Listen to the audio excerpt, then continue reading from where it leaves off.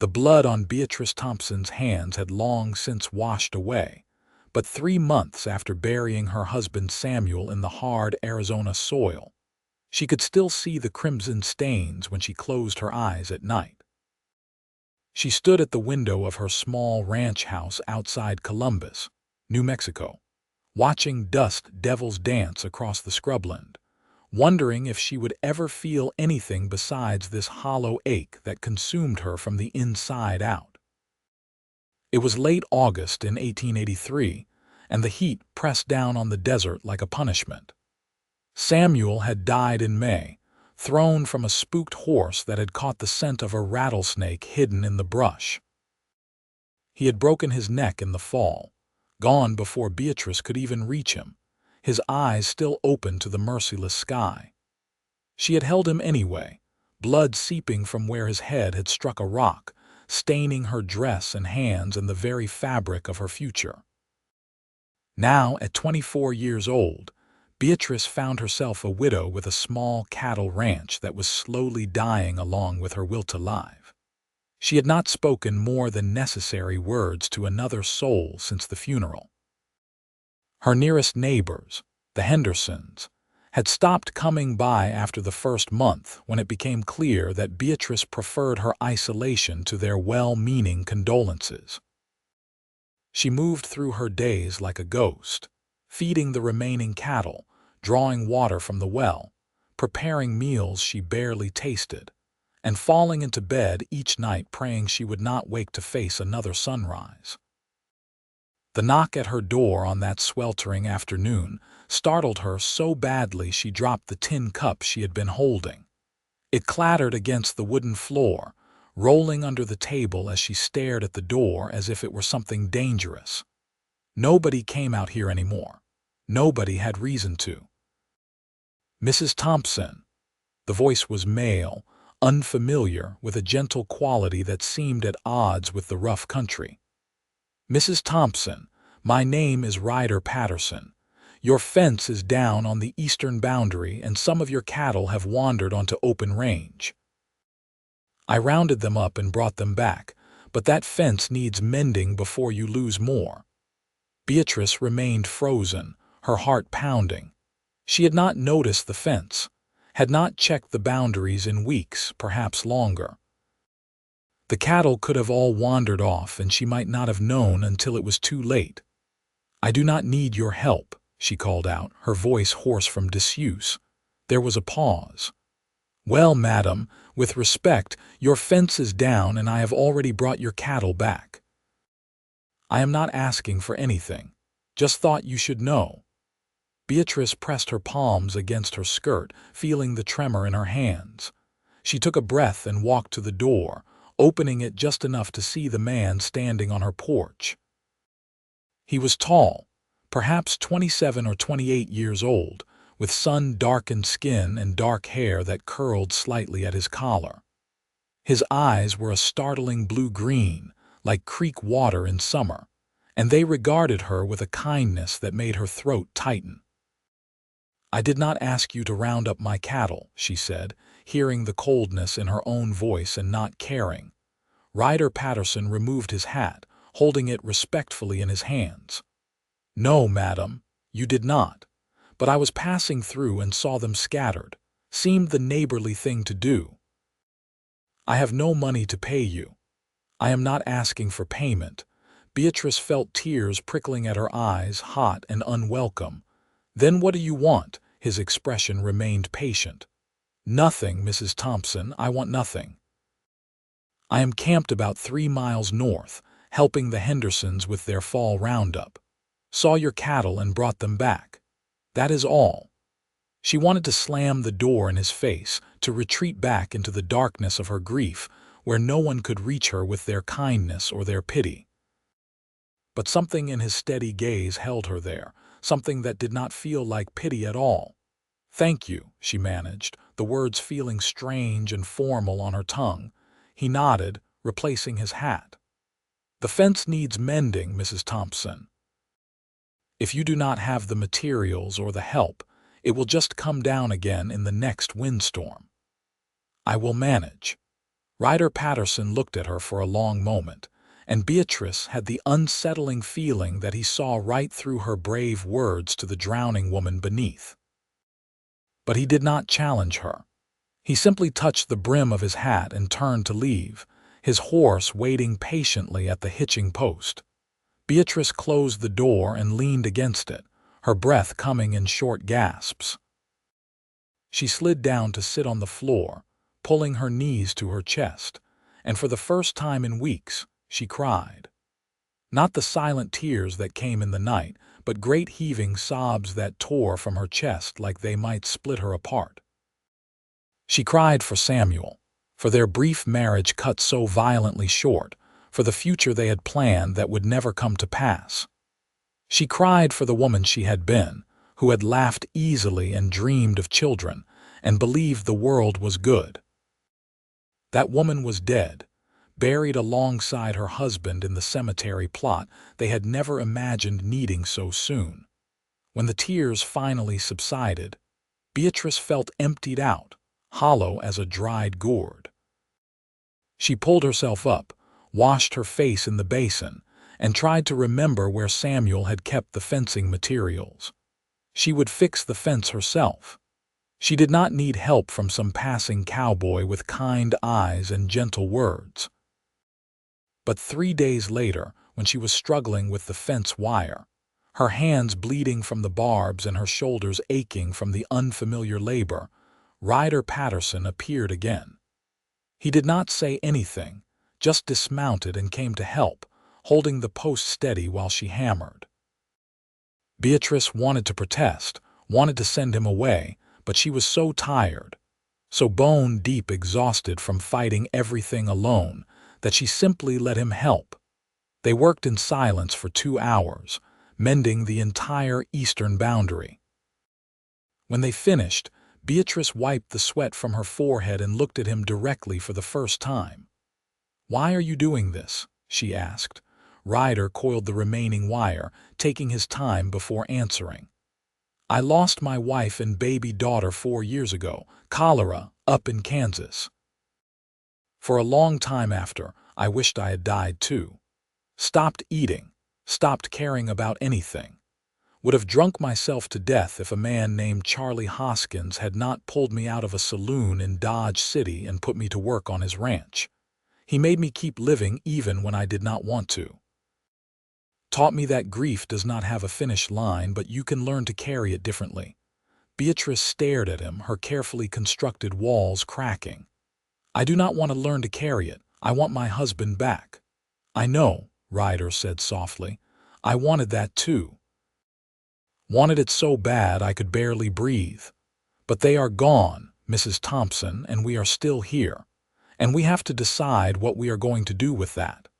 The tears came again, and this time Beatrice did not try to stop them.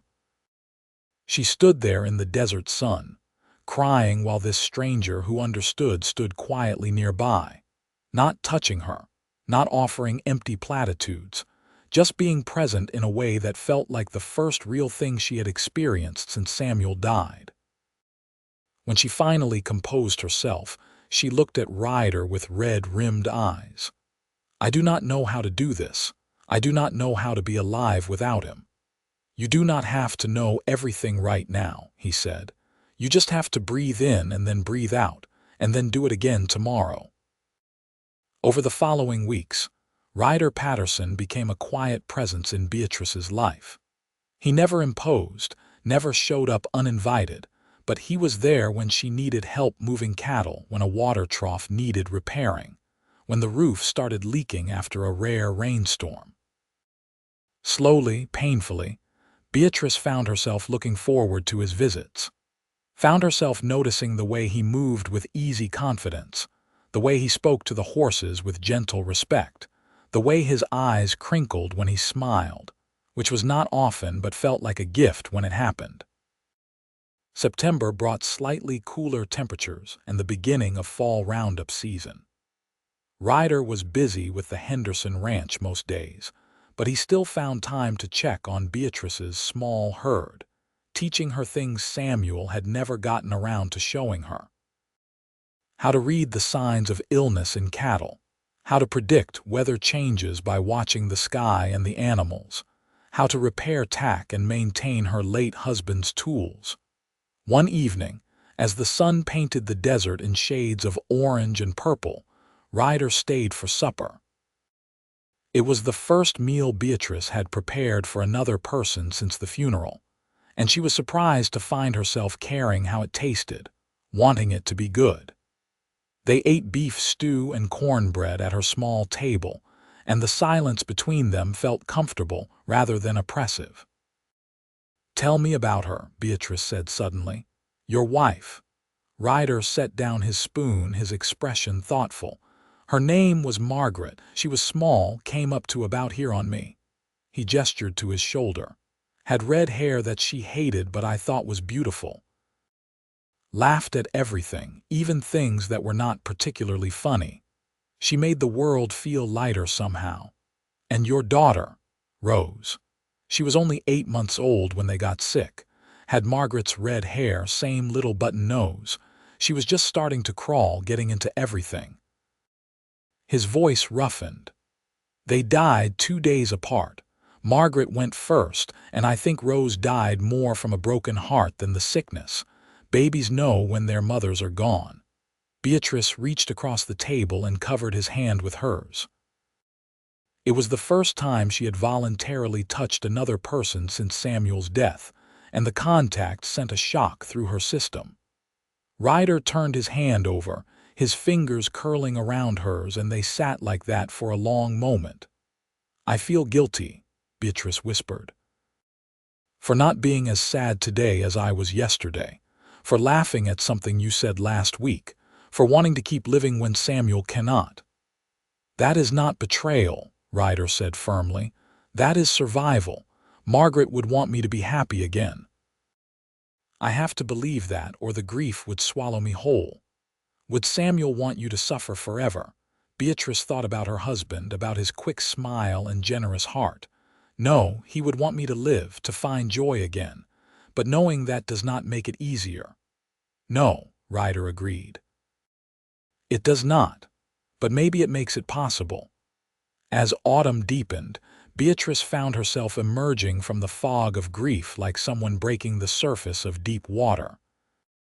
She began to notice things again. The way the light slanted through her window in the morning, the taste of her coffee, the satisfaction of a hard day's work. She began to talk to the cattle as she tended them, filling the silence with her voice. She started planning for next year's calving season, thinking about the future in concrete terms for the first time since becoming a widow. And she began to notice Ryder Patterson in a way that had nothing to do with gratitude. The way his hands, scarred and calloused from years of ranch work, handled tools with precision and care. The way he listened when she spoke, really listened as if her words mattered. The way he seemed to understand when she needed company and when she needed solitude, never pushing, always patient. It terrified her. One October evening, after Ryder had helped her separate out cattle for the winter, Beatrice invited him to stay for supper again. They had fallen into an easy routine, but tonight felt different, charged with something Beatrice was not ready to name. "I have been thinking," Ryder said as they sat on her porch afterward, watching the stars emerge in the darkening sky, "about moving on from the Henderson place. They will be finished with Roundup soon, and I have been here longer than I usually stay anywhere." Beatrice's heart dropped. "Where will you go?" "There is a ranch up near Silver City looking for a foreman. Good pay, permanent position. I have been drifting for 4 years now. Maybe it is time to settle somewhere." "Silver City is far," Beatrice heard herself say.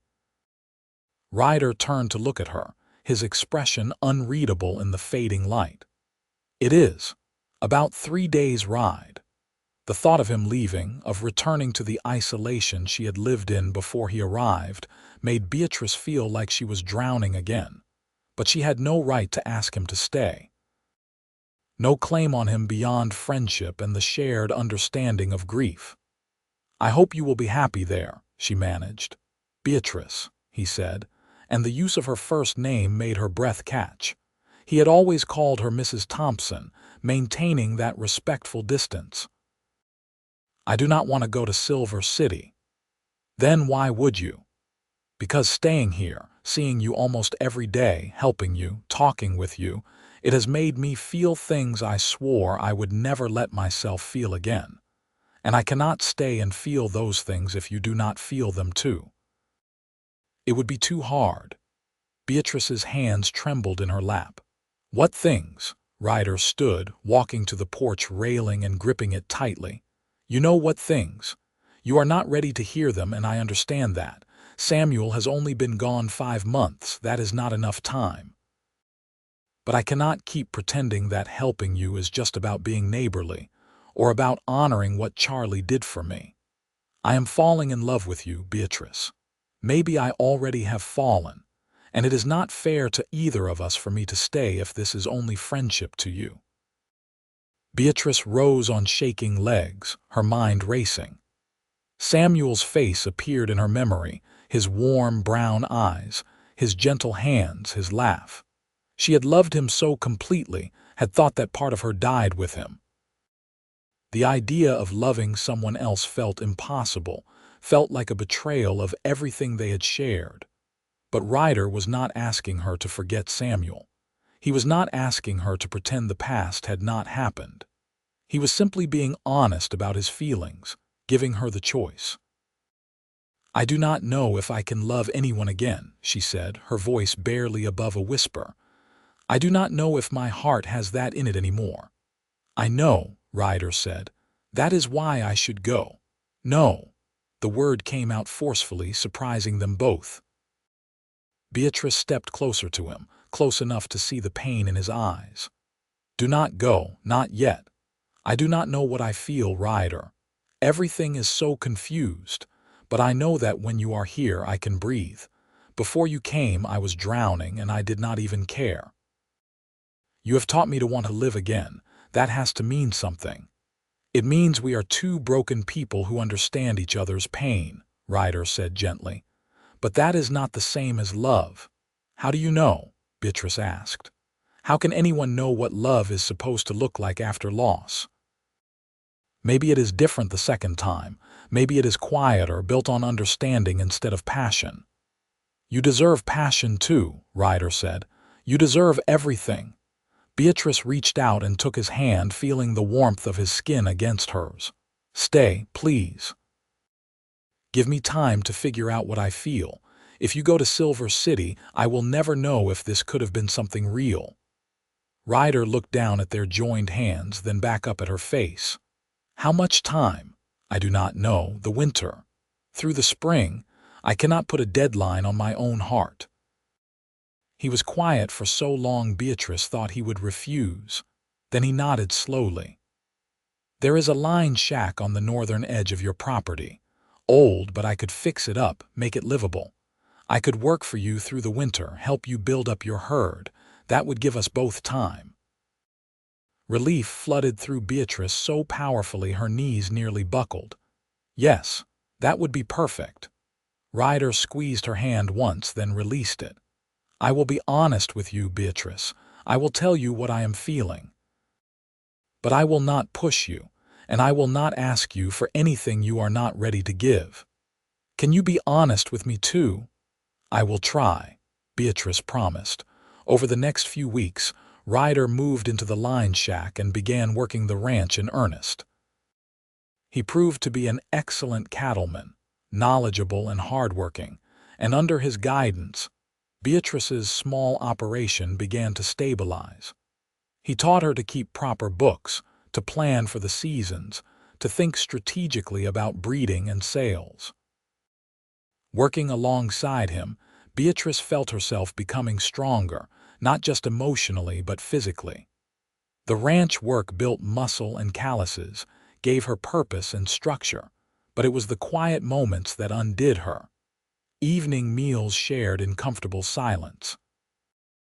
Ryder reading aloud from the newspaper he picked up in Columbus while she mended clothes.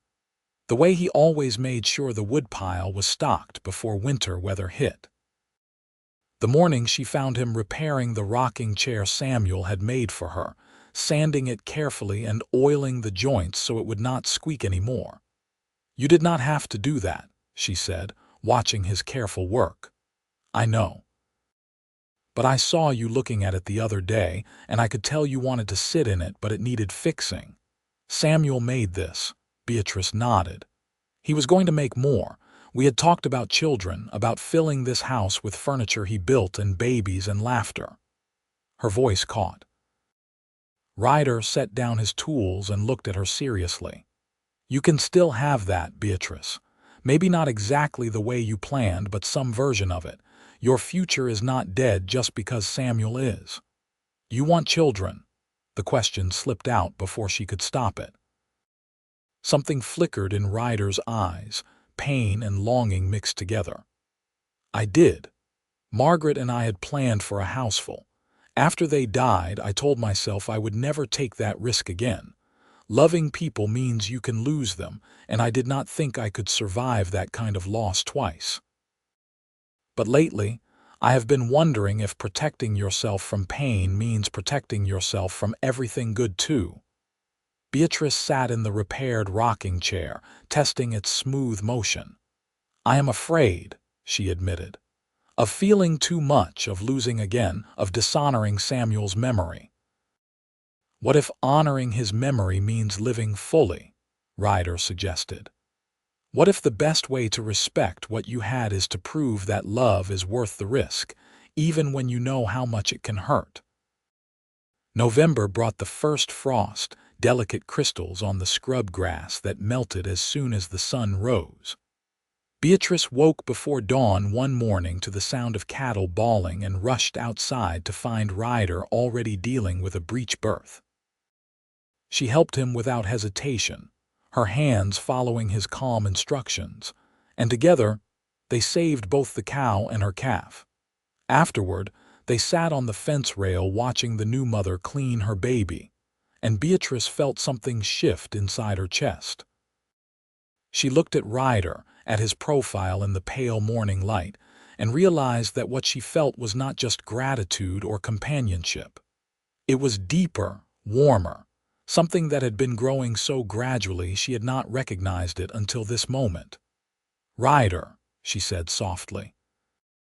He turned to her, and whatever he saw in her face made him go very still.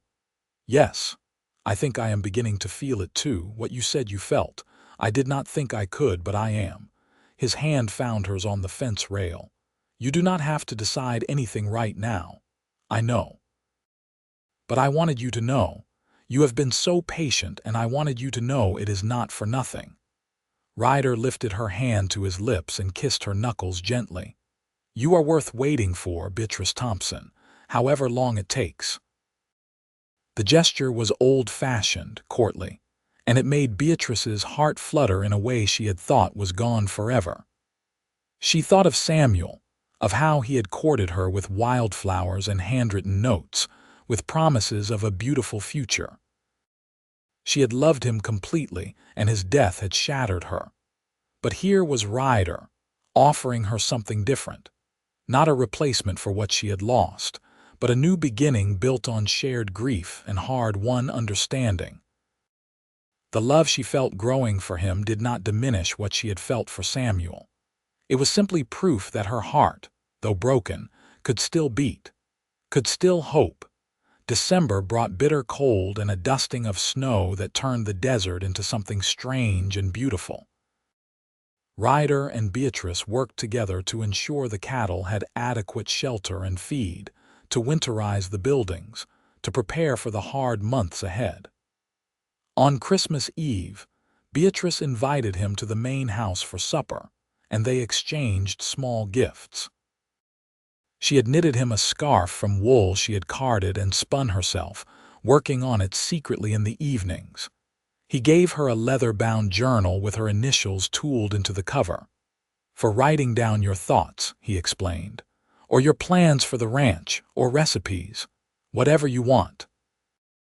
Beatrice ran her fingers over the beautiful craftsmanship. "Did you make this?" I do some leather work when I have time. Started learning during the long nights after Margaret and Rose died. Needed something to keep my hands busy. She opened the journal to the first page and saw that he had written an inscription. To Beatrice, who taught me that broken things can still be beautiful. Christmas, 1883. Tears pricked her eyes as she looked up at him. Thank you. It is the most thoughtful gift I have ever received. They sat by the fire that night, talking about their lives before loss had reshaped them.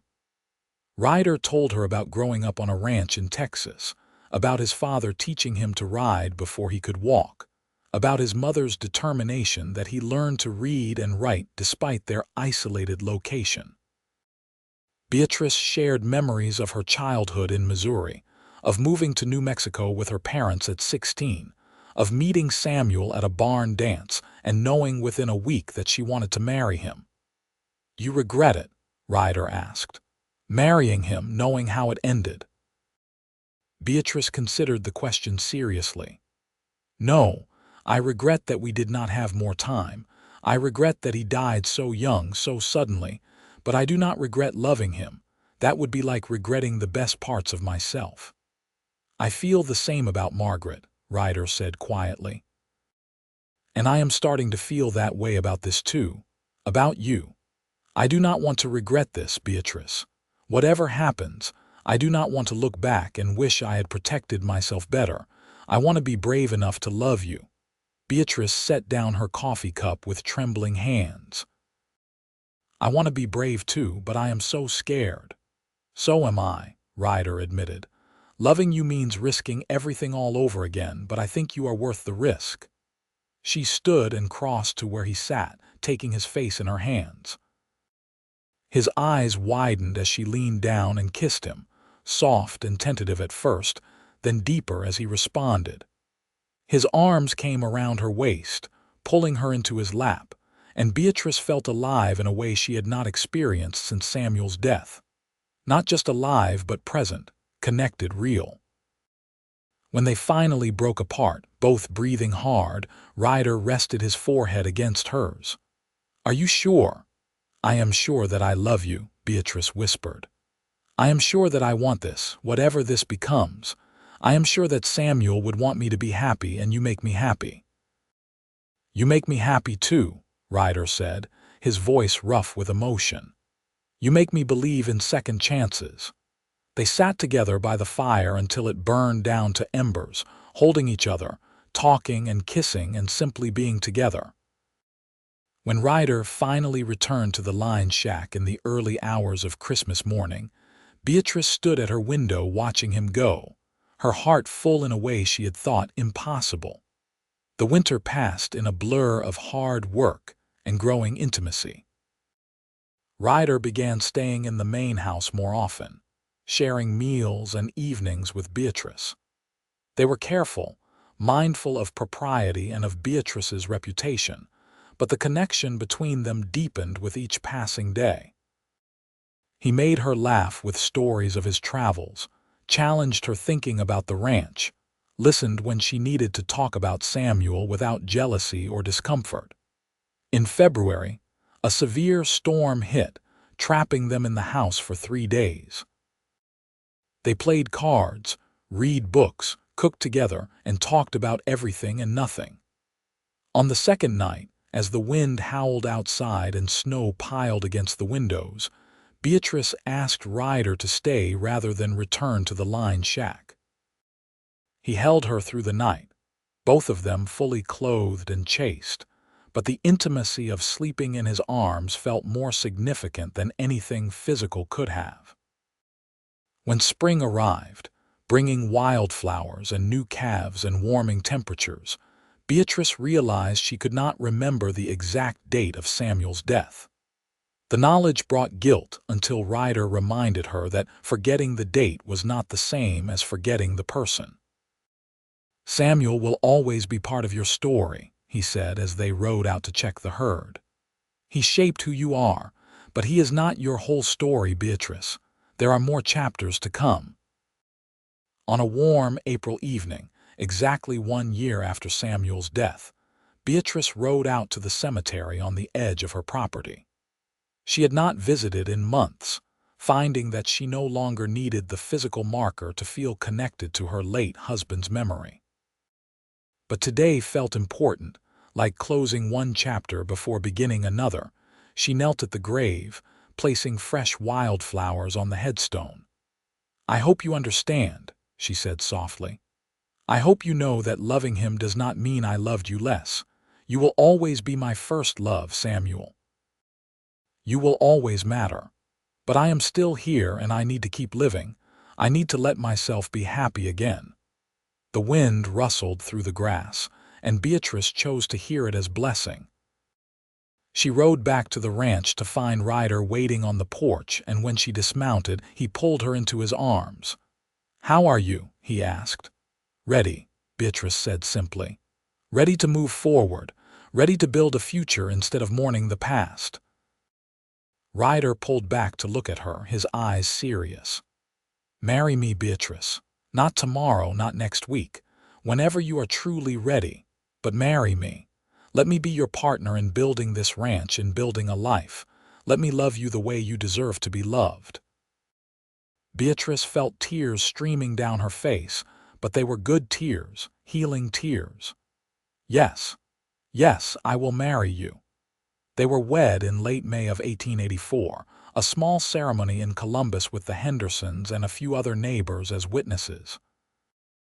Beatrice wore a simple blue dress rather than white, wanting to honor the fact that this was a second marriage, a different kind of beginning.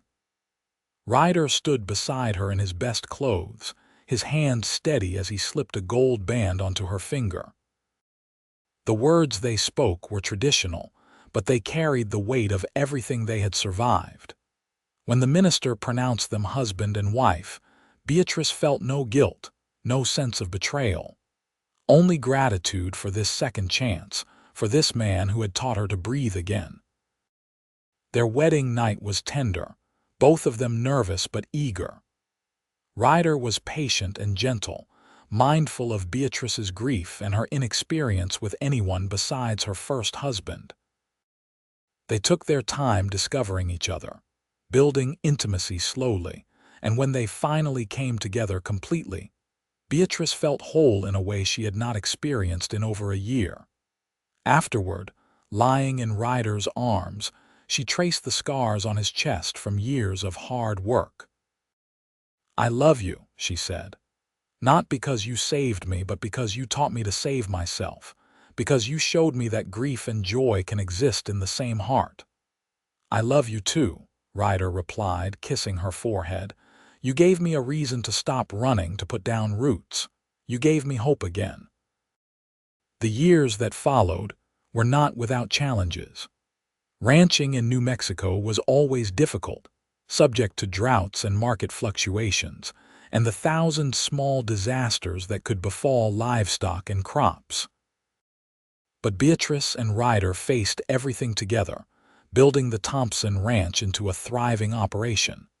In the spring of 1885, Beatrice discovered she was pregnant.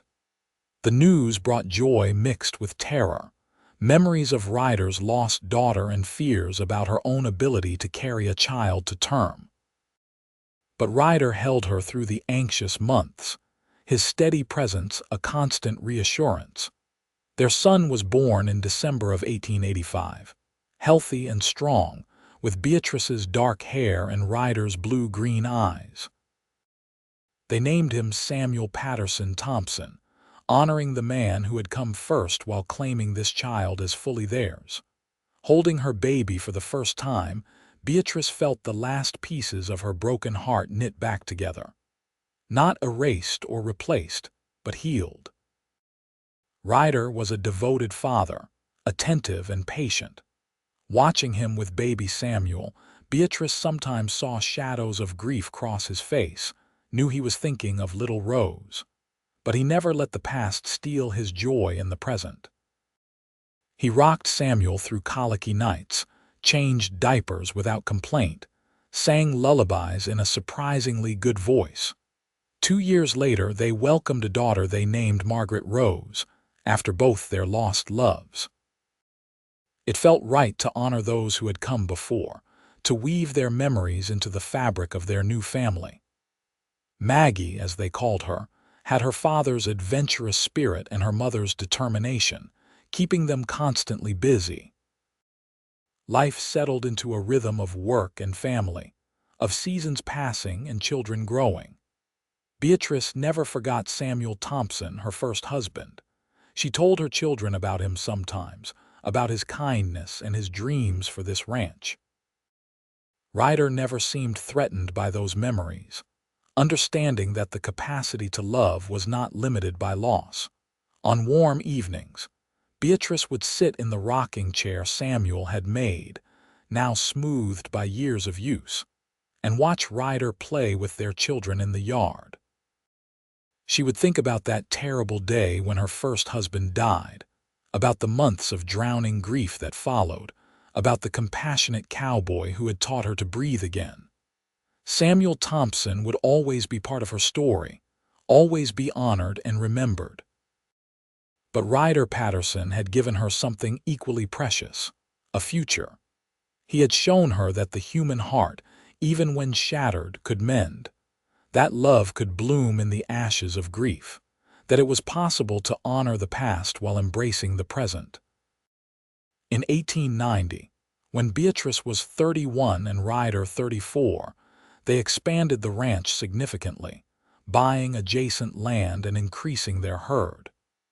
Business was good, and their reputation for quality cattle spread throughout New Mexico and into Texas. They hired help for the busy seasons but remained hands-on, working alongside their ranch hands, teaching their children the business from an early age. Young Samuel, now 5, showed an early aptitude for working with horses, while 3-year-old Maggie seemed to have an uncanny ability to predict weather changes, just like her father. Watching them grow, healthy and happy, felt like a daily miracle to both Beatrice and Ryder. One evening in late summer, as the family sat on the porch after supper, Samuel asked his mother, "Mama, why do you have 2 last names?" Beatrice glanced at Ryder, who nodded encouragingly. "Because I was married before I married your father. To a good man named Samuel Thompson, which is where you got your first name. He died before you were born, but he would have loved you very much." "What happened to him?" young Samuel asked with a child's directness. "He had an accident with a horse." "It was very sad, and I was very sad for a long time. But then your father came along and taught me to be happy again." Maggie, not fully understanding but wanting to participate, climbed into Ryder's lap. "Papa makes everybody happy." Ryder hugged his daughter close, meeting Beatrice's eyes over her head. The look they shared held years of shared understanding, of grief acknowledged and survived, of love built on foundations of loss and hope. "That is the goal, little one," Ryder said softly. "That is always the goal." As the children ran off to play in the fading light, Beatrice moved to sit beside her husband, taking his hand. "Do you ever regret it, staying here instead of taking that job in Silver City?" "Never," Ryder said firmly. "This is exactly where I was meant to be." "You are exactly who I was meant to find." "I feel the same," Beatrice said. "I wish Samuel had not died. I wish you had not lost Margaret and Rose, but I cannot regret the path that brought us together." "Do you still think about him?" Ryder asked. It was a question he had asked before, comfortable enough in their love to acknowledge the complexity of Beatrice's heart. "Sometimes," Beatrice admitted, "especially when I look at our son, but the grief is different now, softer, more like missing an old friend than drowning in loss." "You taught me that was possible." "We taught each other," Ryder corrected. "You were already so strong, Beatrice. You just needed someone to remind you of that." In 1892, Beatrice became pregnant again, and in early 1893 they welcomed twin boys they named James and William. The house that had once echoed with silence now rang with children's laughter, with the chaos of a growing family, with life in all its messy beauty. Ryder proved to be as patient with 4 children as he had been with one, and Beatrice marveled at his capacity for love. She had worried in those early days of their courtship that neither of them had enough heart left to build something new. But love, she learned, was not a finite resource. It grew to fill whatever space you gave it. The Thompson Ranch became known throughout the territory, not just for quality cattle but for the family that ran it.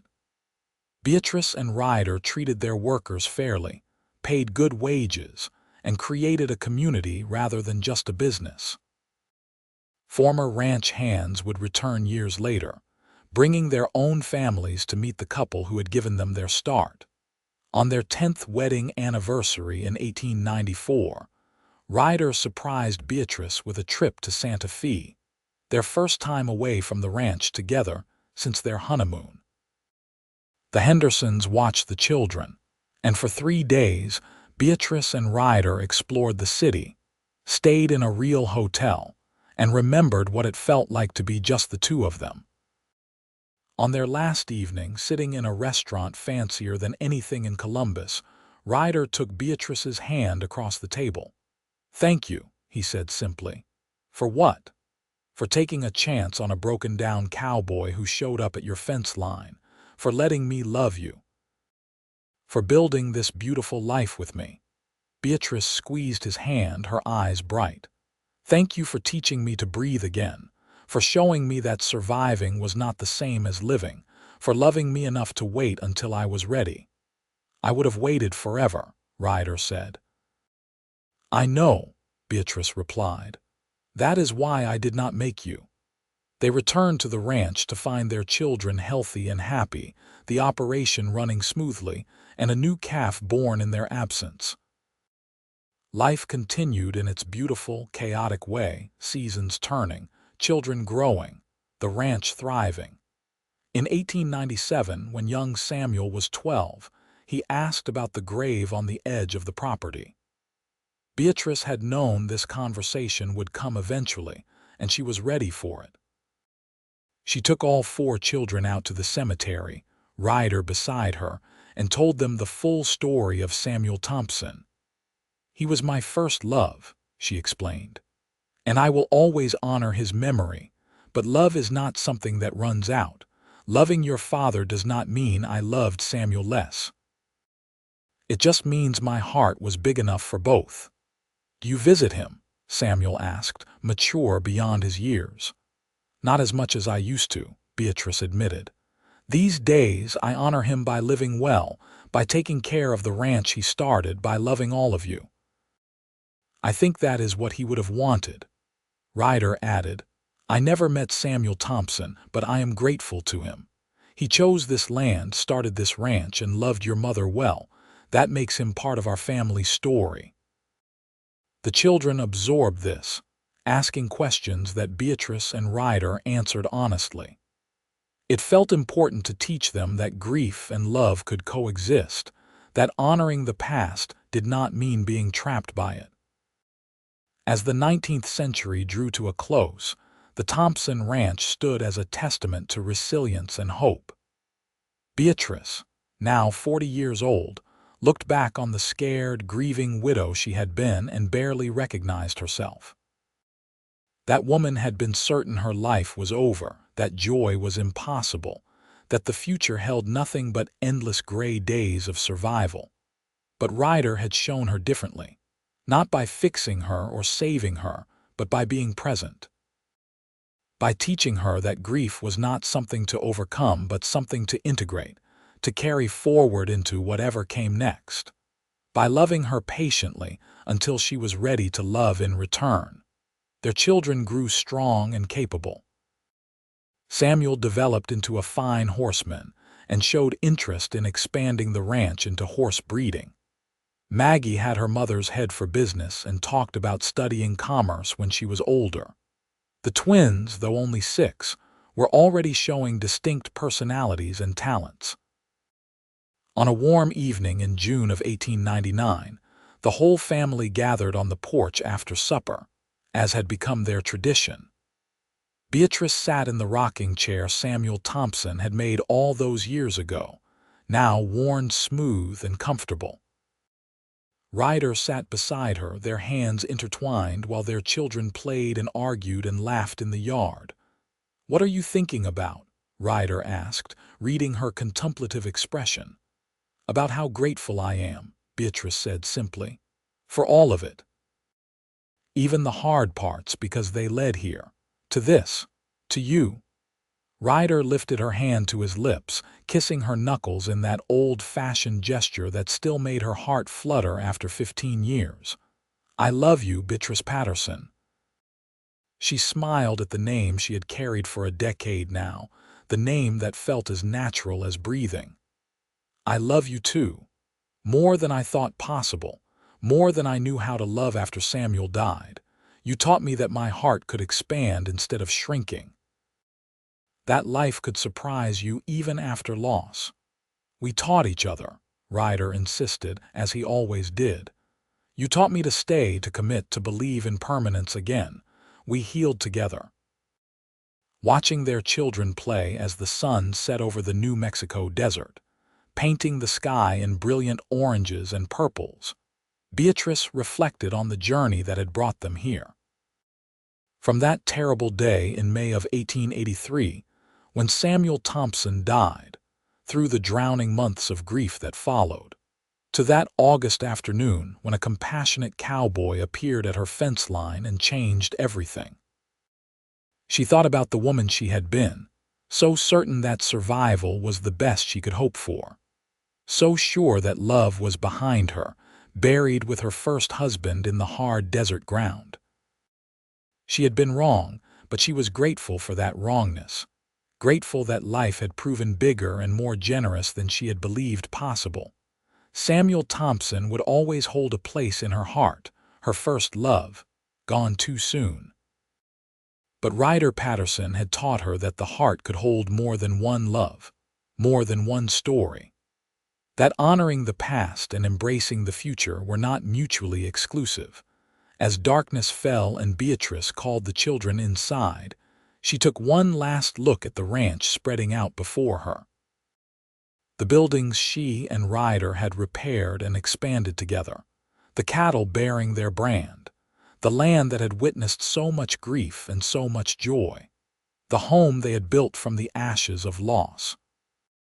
She thought about the fence line where Ryder had first appeared, bringing her cattle back, offering help without expectation.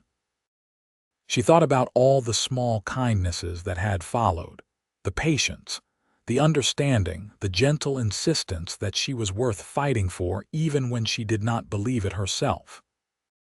And she thought about that moment on Christmas Eve of 1883 when she had first kissed him, first allowed herself to hope that maybe, just maybe, her story was not over. That maybe there were more chapters to come, more love to find, more life to live. She had been right. The house filled with noise as children prepared for bed, protesting bedtimes and negotiating for extra stories. Ryder helped wrangle the twins while Beatrice supervised Maggie's washing up. Samuel, old enough now for more independence, came to kiss his mother goodnight. "Mama," he said, "thank you for telling us about my namesake. I will try to make both him and Papa proud." Beatrice hugged her firstborn close, breathing in his little boy smell, knowing these moments were precious and fleeting. "You already make us proud, sweetheart. Every single day." After the children were finally settled, Beatrice and Ryder prepared for bed themselves, moving through their nightly routine with the comfort of long practice. As they climbed into bed, Ryder pulled Beatrice close, and she rested her head on his chest, listening to the steady beat of his heart. "Do you remember that first day?" she asked softly. "When you came to tell me about the fence, of course. You looked like you wanted to shoot me for daring to help." Beatrice laughed quietly. "I was so angry that you made me feel something besides grief. I wanted to stay numb and you would not let me." "I recognized that look in your eyes," Ryder said. "I had seen it in my own mirror often enough. I knew you were drowning, and I knew what that felt like. You saved my life, Beatrice said. Not in some dramatic way, but in all the small ways that actually matter. You taught me to breathe again. And you gave me a reason to stop running, Ryder replied. A home, a family, a purpose. We saved each other, Beatrice. That is what love does. They lay together in comfortable silence, listening to the sounds of the desert night. Somewhere in the distance, a coyote howled. The wind rustled through the cottonwoods. The house creaked and settled around them, solid and secure. Beatrice thought about all the nights she had spent alone in this bed, drowning in grief, certain she would never feel anything but pain again. She thought about the long journey from that darkness to this light, from that isolation to this intimacy. It had not been quick or easy. There had been setbacks and moments of doubt, nights when she still cried for Samuel, days when she wondered if she was betraying his memory. But Ryder had been patient through all of it, never pushing, never demanding more than she could give. He had understood that healing was not linear, that grief had no schedule. He had loved her through the hard parts, the messy parts, the parts where she was not sure she could love him back. And slowly, painfully, beautifully, she had learned to live again. Not to forget, but to integrate. Not to replace what she had lost, but to build something new alongside those memories. The widow Thompson had drowned in grief, but Beatrice Patterson had learned to breathe again, to swim, to eventually thrive. As she drifted toward sleep in her husband's arms, surrounded by the evidence of their life together, Beatrice felt profoundly grateful. For the love she had found twice, for the children sleeping safely in their rooms, for the ranch that had survived drought and hardship to become something worth passing down to the next generation, for the man beside her, whose patience and compassion had shown her that second chances were possible. The morning would bring new challenges, new work to be done. There would be cattle to tend and children to raise, and 1,000 small tasks required to keep the ranch running. But tonight, Beatrice simply rested in the knowledge that she was exactly where she was meant to be, with exactly who she was meant to be with. She had survived the unsurvivable. She had loved and lost and learned to love again. She had drowned in grief and found her way back to the surface, guided by a compassionate cowboy who had understood her pain because he carried his own. And now, 16 years after Samuel Thompson's death, 15 years after Ryder Patterson appeared at her fence line, Beatrice looked toward the future with hope and joy. Her heart held room for all of it, the grief and the love, the past and the present, the loss and the gain. She was a widow who had learned to breathe again, a woman who had survived the worst and found unexpected beauty on the other side, a wife, a mother, a rancher, a survivor. All of these identities woven together into the tapestry of her life, each thread essential to the whole. And as sleep finally claimed her, Beatrice smiled, knowing that tomorrow she would wake beside the man she loved in the home they had built together, ready to face whatever came next. Because she was no longer drowning. She was breathing, living, thriving. She was home.